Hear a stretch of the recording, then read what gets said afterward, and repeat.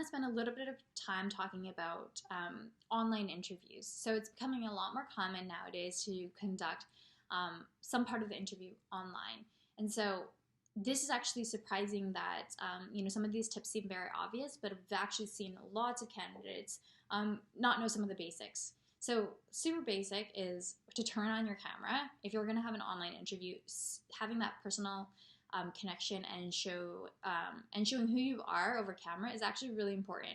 And we find a lot of candidates don't do that. I understand being camera shy and kind of the nervousness around that, but I think that there's a huge difference just using voice versus camera. So first tip is definitely use your camera.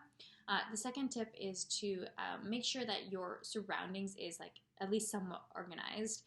We get a lot of candidates where, the background is like laundry everywhere and just like empty like bottle cans.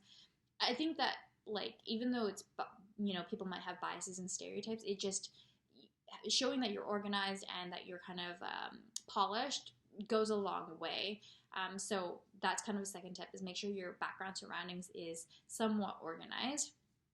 The third thing is, when you're on camera, it's much harder to read a person's like energy and excitement, and so you have to somewhat do it a little bit overboard. And so don't come across as ingenuine, but showcase your energy and your excitement as much as you can on an online interview. Oftentimes, if someone lacks in some area in behavioral interviews, whether it's their communication skills or they don't have a ton of experience to draw from, showcasing high energy and drive actually goes so far. We have seen many candidates, just because they are just a super energetic and excited person, get jobs that, let's say they're less qualified than another candidate, but that curiosity and drive really goes a long way. And so making sure that you showcase that during an online interview is super important. The next tip is that if they're going to conduct a technical interview, you want to start getting acquainted with software that online interviewers often use to conduct a technical interview. So examples could be Coderpad, CodeInterview, Hackerrank, CodeSandbox, and CodePen. So I will kind of share links in the description box here, but these are examples of software that people use to conduct technical interviews.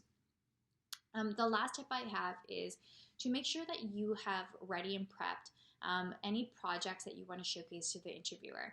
I always find that doing a demo of something rather than just talking about it goes a much further way. And so if someone's asking you a specific example about, tell me about a challenging thing you've worked on, or tell me about something that you've done in your free time that you're excited about, you talk about a project, it's always great if you can just say, oh, actually, I'd love to give you a demo. Would you be interested in that? And if you have that ready to go, you want to make sure that it's set up in a way that if you can share a screen, you can walk through a quick demo. That always goes much further than just explaining it. So prepping your projects in a way that you can easily demo it, and practicing demoing it to a friend, walking through your project in a succinct way is super important.